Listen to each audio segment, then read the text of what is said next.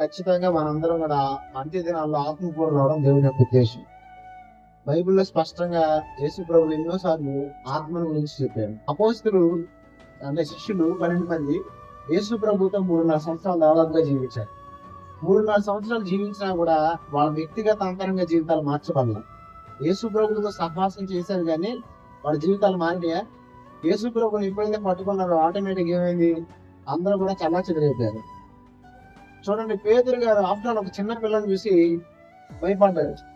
ఎందుకని? నేను యేసు ప్రభు ఎవరో నాకు తెలియదు, యేసు ప్రభుతో అసలు నేను ఎప్పుడు లేనని అబద్ధం కూడా ఆడాడు.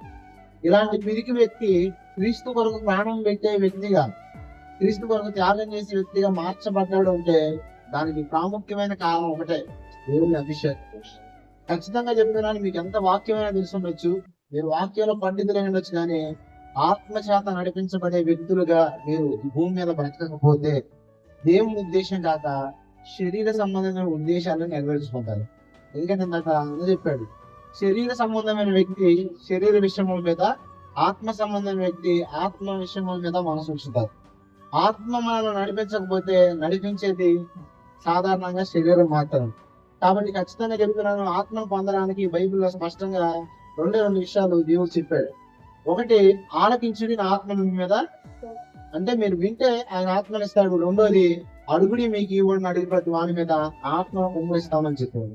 కాబట్టి ఖచ్చితంగా చెప్తున్నాను, నేటి నుంచి అయినా మన జీవితాలు మార్చుకుందాం.